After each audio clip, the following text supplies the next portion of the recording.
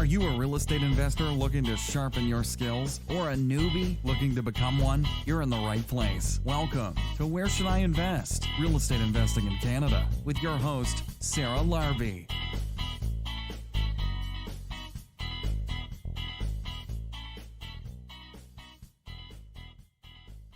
Serena, welcome to the show. How are you? I'm good. How are you? Good, good. I was recently on your podcast and you were interviewing me and you were doing a great job. And you also have a podcast, which I would say congratulations, but you also, do a lot when it comes to real estate investing. Maybe just give us a 30,000 foot view of what it is that you do. Yeah. So I actually used to run my own events company for 18 years, and I sold it going back a couple of years ago. But to backtrack maybe to about 2013, I hired a business coach because I'd been winging it for the first 8 years. And I was like, I have a lot to learn. And one of the biggest lessons from that first coach was I had too much money in my business account.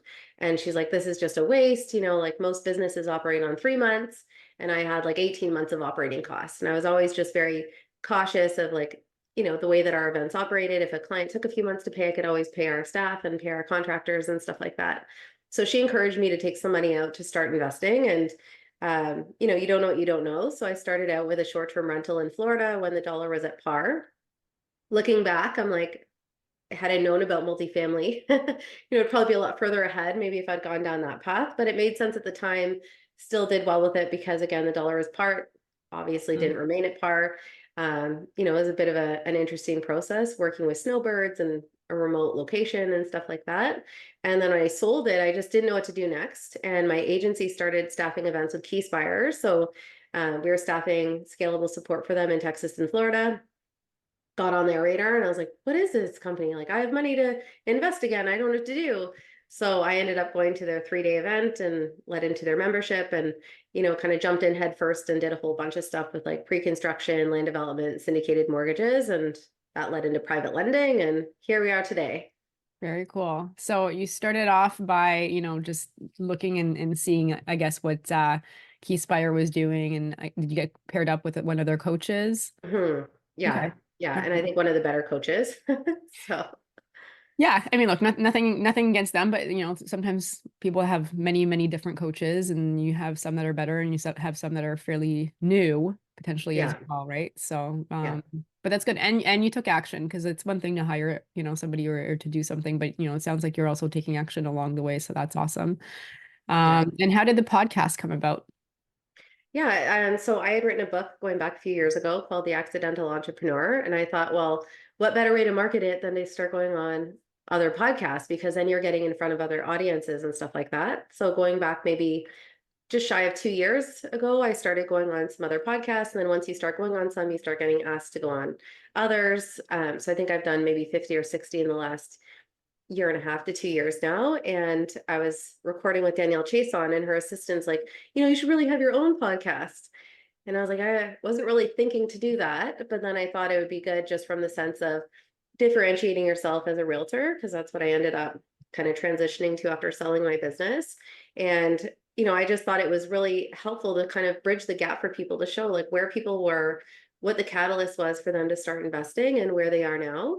And it's been I've learned a lot, even just from recording it, and I've been enjoying it. And, I'm sure, just it puts you in different spaces with different people and stuff like that. So took a little bit of time just to sort out what I wanted to do with it. And here we are. I think I'm on episode 47 this week. So very cool. What do you think is the biggest door opener that it allowed you to do? yeah, I mean, I think right now it just people are paying attention, I think, more than you think. Like every time I see someone that I haven't seen in a while, they mention it. Like they may not mention anything else, but like a lot of the times they'll mention that. And I think I had a mentor that put it really well once, and he's like, the acronym for FAMOUS is fame attracts money, opportunity, and unlimited success. So it's not to say you're going to necessarily be famous, but you do kind of put yourself in that realm of, you're being watched, not to say you're on TV because maybe they're watching on YouTube or something like that. But I think it just does start to build that kind of brand recognition and that personal brand and things like that. So I think it's all just part of, putting yourself on the path to those bigger opportunities and those bigger things. But you have to be prepared, like for the work that comes along with it and the consistency and stuff like that as well. Yeah, and consistency is key because there are so many people that start them and then they realize that like you're at 47, when I think before I was at that 50 mark, it feels like it's a lot of heavy lifting. You're putting out content and you're not getting a ton back, until you're consistent for, Yeah. I would say it took episode 50, that was probably like a year and a half, maybe 2 years in. Yeah. And then just being more consistent with like a weekly release as an example. Yeah. And a lot of people quit before then, right? A lot of people are like, is this really worth it? And sometimes quitting too early, even in entrepreneurship, quitting too early is one of the biggest reasons why many people don't succeed. Yeah. I think I read somewhere it's like the urge to quit will be strongest just before you make it. Mhm. So if you're starting to feel like, is it worth it? And should I do it? Like, I think that's something to just keep in mind. But I think it's all in how you structure it. Like for me, I'll batch record. So I only really record for a couple days every few months. I have everything like structured out. Like I batch all my marketing content a month in advance. So I think you can be more efficient with your time. And as it starts to make money, then maybe you can delegate some of those things to a VA or an editor or something like that. But in the beginning, I think you just have to be cautious with not being pulled in too many different directions and being distracted. Yeah, absolutely. So I want to just pivot a little bit. You talked about the podcast, but you've been in real estate for a while. And what kind of changes have you seen? I mean, obviously, now we're still looking at high rates. Things are not as rosy as they used to be back in Yeah. 2020, 2021, 2022, where Yeah. everything felt like it was a deal back then, and the rates were so low. From a realtor standpoint, an investor standpoint, what are your insights of today? Yeah, I think when I got my license, it was primarily because I had an events business. So when we were in COVID, like we pretty much stopped operating. And I just didn't know how long it was going to continue for. So I got my real estate license thinking, well, I'm already real estate investing. Like this would be a good complement to that. And what I learned really quickly, it's very, very different in different ways. Like I had a B2B business and, residential real estate is very much B2C. So I think just your client relationships are very different. Takes a lot longer in some instances to see sales through and stuff like that. And when I got my license, we hadn't even hit the peak yet. But my daughter was still really young. So I got my license, but then I was like, I don't want to work yet. But it was when things were like selling in a day, like it was the perfect time to really Hmm. get started. And even when I started to be more active and I was supporting realtors, it was like, everything's selling like 100 to 300, 400,000 over asking without even having to market a property. Like everything's just selling. And then, of course, when I was at the point where I'm going to start taking clients, we had the first mortgage increase, Hmm. my first listing. And then it was like, where did all the buyers go? It was like overnight, it was busy, busy, busy. And then it kind of disappeared. And we were getting offers, just not at the amount that she wanted. And then she Hmm. ultimately decided to hold on to the property for a while longer. So I think the timing and just, the escalation of the rates, right? I mean, nobody expected that many interest rate increases in such a short span of time. And then, it has brought the market down in some respect. But what I am seeing like last spring and this spring is offer presentations back, things fell really, really quickly again. So it's amazing to see just how a hold can affect that. So last spring we had the hold, everything started to go up again, selling over asking, all that. And we're in that exact same position now this spring. Hmm. Yeah, I mean, it's going to be interesting. And I was just looking on even realtor.ca. It seems like there is a ton right now being listed. I think many people are trying to list before and close before that June 25th timeline that this Yeah. government has to increase taxes for your secondary property or investors. So like cottages, I think people went crazy like in 2020, I 2021. can't travel, I'll buy a cottage. You like exactly. And like there's a lot that comes with Yeah. it, right? Yeah. And I think a lot of people just overpaid as well. And then all of a sudden now they're trying to liquidate. Yeah, a neighbor actually at our cottage sold for 1.6 million, and it's an older cottage. And honestly, probably now would probably be worth like 1.1 to 1.2. So I think that guy knows he Mm, overspent because it also needs work. So he's been doing a lot of stuff. So I mean, all in, he's probably going to be spending a couple million. And in the long term, I'm sure he'll see that back, but probably not for 10 years, you know? yeah. And I mean, and then if your rates are 2% and then all of a sudden you're refinancing or your mortgage is coming due at, 5 or 6 on a $1.6 million property, that's it's not peanuts. Yeah. Yep. It's, Yeah. And it feels like there's been this really big, almost like a delayed reaction to the interest rate increases. I mean, we're seeing a lot of that in our investing communities where, these rate increases went up a couple of years ago, but now we're at the point where we're starting to see companies fall apart and stuff like that. So it's been, tragic, but also kind of interesting because it's like, what's happening? Like just the volume of things that are happening right now. yeah. And I think once then, and it's always delayed, right? And I think once they start bringing it down again, I think it's still going to take time to reverse itself.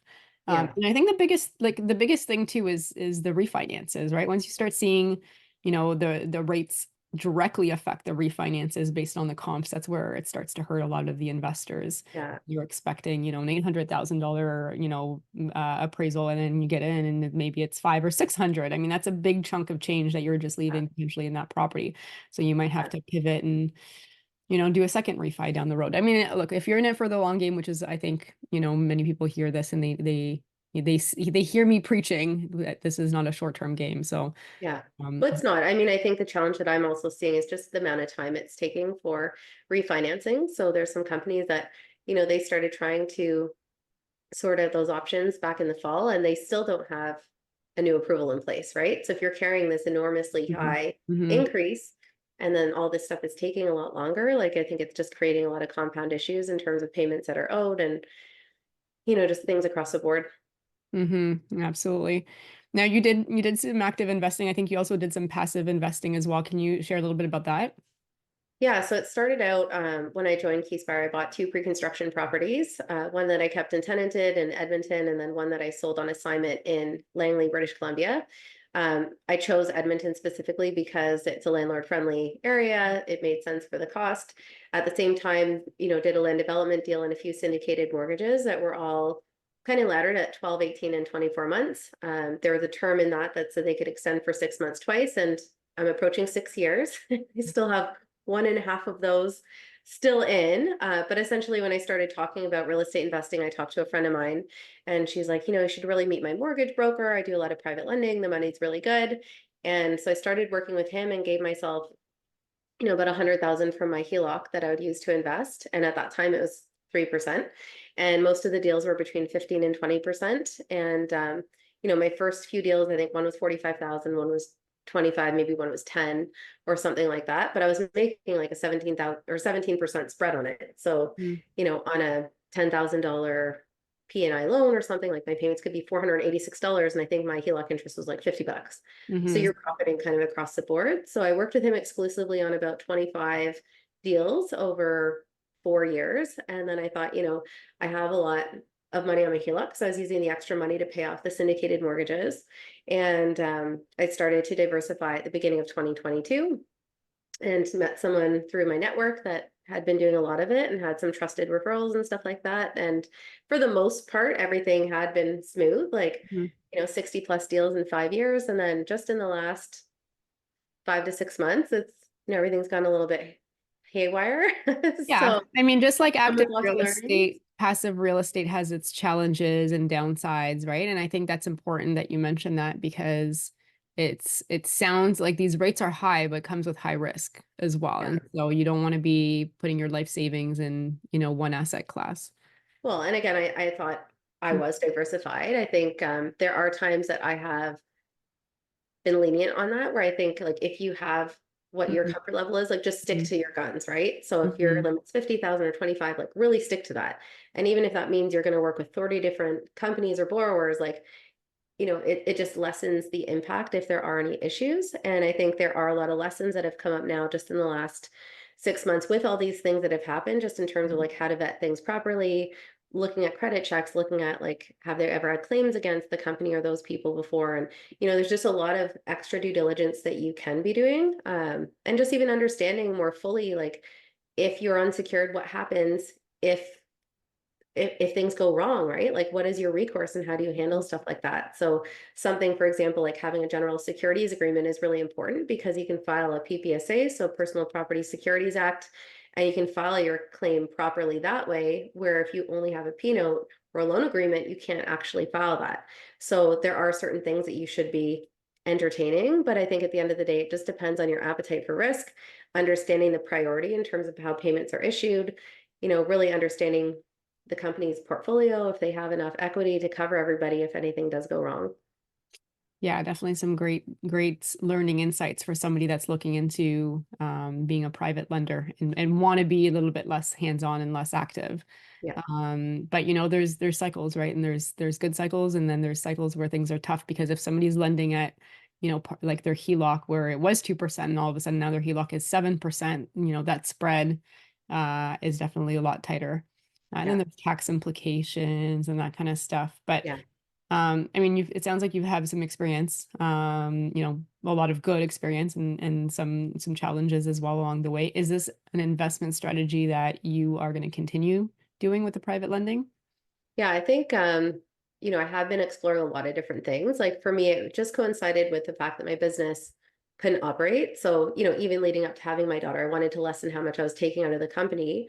And that was really why I was like, well, this is kind of perfect because if I'm making up that difference on the private lending side with the syndicated mortgages and the private loans and stuff, I kind of survived off that during the pandemic without really having any active income and money coming out of my company, right? So I think I would look at possibly restructuring things. I think obviously if you're going to look at some of the options, whether they're equity, a REIT, MFT, or something like that, you just have to understand how the payments are issued because say it's 15%, maybe you'll get 5 or 6% quarterly, but then the rest is an annual return. So you may not see it till the end. So you have to understand like what your carrying costs are and stuff like that. But I think there are still a lot of options with first and second position mortgages where you could still be making anywhere from 8 to 11% on a first private, or you could be making like 15 to 16% on a second. So again, just understanding the value that's in that property and what can happen if they stop making their first position mortgage payments and stuff like that. But I do have a lot more contacts now that are offering these different things that I just didn't have Mm. relationships with going back like 3, 4 years ago. So I think I would just try to like pivot into some of those different things. Yeah, that's great. And you mentioned first mortgages, second mortgages, P notes. Can you just like explain maybe somebody that's new to all this stuff what that means exactly? Yeah. So, I mean, ultimately, it's the order of priority in terms of payments. So, if, for example, a real estate investor comes in, they've got their first position mortgage payment, maybe they have a second. So, say it's $1 million in the first, 200,000 in a second, and then they start racking up P notes. So, maybe they have $300,000 in P notes. These are So, like ultimately, promissory notes that are not so tied to promissory notes. actual, yeah, So property. yeah, so technically they're not registered on title. And one of the challenges with that is the fact that you just don't know how many P notes there are, right? Mm. So that's one risk. But you ultimately want to see like if they stop making their mortgage payments or they went bankrupt or something happens, is that property worth all of the debt that's accumulated? Because ultimately the first position mortgage holder will get paid first. They're in line first, they'll take priority to any fees that are owed. So whether that's interest payments, the principal amount. Second, obviously, comes in after them. P notes are kind of left with the crumbs. So again, depending on what the value is, and that's where the loan to value ratios really make a difference. And there's one challenge I've had now with a mortgage brokerage where the amount of money when you look at the P notes along with the mortgages just so far exceed the value of the properties. So I mean, it begs the question why that kind of debt was facilitated by a broker. But we're really kind of learning a lot of different things kind of associated with that, but there's just no way for you to know as a lender. We all just thought we were the only P note, Mm. just being used Mhm. for like renovation purposes. And the plan for the exit strategy was to basically get paid when the properties are lifted in value and refinanced. But obviously everything's kind of Mhm. shifted around. So you just want to understand that. But again, I think that's where having your GSA and your PPSA and all of that stuff, just so that you can put that claim against the properties that are in their portfolio, are very important. Yeah, look, everything that has upside has some downside as well. I'm glad that you're, looking at all the parts and because, I think a lot of people are thinking like, oh, 5 to 7% is not as good as like 15 to 17% as an Yeah. example, but there are different levels of risk. And if a property, for example, was to have to be sold like mid-construction as an example, while chances are if you're in a second position mortgage or you're in a prom note, there may not be enough money if you're in, especially if you're in a downward economic time, Yeah. to cover all of the lenders and your loans as an example. But Yeah. and I think, the last little bit with the economy and everything that's been happening is a good eye opener just to make sure that, everybody understands the pros and the cons that happen with any kind, whether it's active real estate or, private lending or anything like that. Yeah. And I mean, I think the reality is that in some of the investing networks that I'm part of, like, P notes were really normalized. Like people are raising that money all the time, not only to renovate properties, but in some cases, even to put down on a property to buy them. So I think you can really need to understand like just the full scope of their entire company, what their whole portfolio looks like. Because as we learned as well, is that as a P note holder, technically, yes, a property might be listed on that, but ultimately your relationship and contract is with the company, not one specific property. So where with a mortgage holder, like your world is just that one property, and it's a total opposite for someone in a P note holder. So even this other situation, like a lot of P note holders are very attached to the property that was listed. And what we're learning is like that it really doesn't matter. Like you're kind of just all in a pot together with the entire portfolio. So you do want to understand the full scope of who you're working with and what their assets look like. Okay, some great insights. So what's next for you? I mean, right now we're going into, spring, summer 2024. Are you stabilizing your portfolio? Are you holding? Are you, looking at other non-Canadian assets? Are you buying in Canada? Like what's your plan? Yeah, so I mean, I had some properties that I sold and also sold my company, and I had invested in, trying to figure out what to do next. I had looked at a property in Cape Breton going back maybe, I guess now a couple of years ago, and it was 22 units across 6 properties, so like a package of properties, and it didn't work out. So I was like, maybe I don't know what I'm doing, and I need to just figure out what my options are. And I think what I decided was that I would just want to joint venture with someone that has the tools and the experience and the systems and stuff like that. And there's a lot of people that have been successful in the East Coast, specifically New Brunswick, because it's very landlord friendly. The numbers make sense. Some spots throughout the United States as well. And again, because I did invest a fair amount of money to kind of put it on pause in the meantime, now I have to kind of wait for some of that money to come back in order to move forward. So most of that was due back like anywhere from last summer into last fall. So I'm just trying to recover what I can in light of all the things that have been happening before I move forward. But I am part of an agent accelerator program with my brokerage as well. So I'm looking to, try to drive more of that active income as well and just try to move forward into, some better, safer products that I have more control over. Okay. All right. Awesome. So, let's just go through a quick lightning round if you don't mind. I don't always do them, but I thought it'd be fun just because I haven't asked you yet. Are you ready to play? Sure, yeah. All right, so here's question number 1. What is your favorite real estate investing book? I think Rich Dad Poor Dad. It's probably one of my favorite. Okay. All right, number 2. I don't know if you're a podcast host, but I don't know if you listen to other podcasts, but not necessarily real estate investing. Do you have a favorite one? I do like Bigger Pockets. Probably one of my favorite there. Awesome. What do you do for fun? Question number 3. When it doesn't. We spend a lot of time at our cottage when we're in our off time. Nice. Where's your cottage roughly? Like, well, not like, is it in the Kawartha? Yeah, it's on Lake Simcoe, so it's just like an hour north of us. Nice. Awesome. Yeah. Number 4, if somebody has $50,000 and they want to get started, how would you recommend they spend that money? Obviously invest in real estate. So. Okay. Anything in particular? Yeah, I mean, if you only have 50,000, there's a lot of options in the States that I think would probably go a lot further than what you could do here. Like midterm rentals in the US, in the Midwest in particular, you can buy stuff for like 100 to 150,000. So you can just go a lot further in that respect. And you could probably do the same thing in the East Coast. Okay. All right. Awesome. And last question, if you lost everything tomorrow, your assets, your money, how would you start again? Yeah, I feel like I'm almost there right now. Just the way that everything's been going. Like I am hoping to recover, but I feel like I'm also young enough to recover. So there are some people that are retired, but I'm just trying to drive my active income and just try to recover some of the funds that have been put out. Amazing. Well, thank you for being honest and sharing also like the not so, rosy side of real estate investing. Sometimes there are big losses, right? And I think with that comes how to deal with some of those losses and your mindset throughout all of it and, being resourceful on how to get to the other side. So, Serena, thank you so much for being on the show. It was a pleasure having you on. Of course. Thank you. Thanks so much for listening to Where Should I Invest with your host, Sarah Larby. Make sure to listen in next time. We'll catch you on the next episode of Where Should I Invest?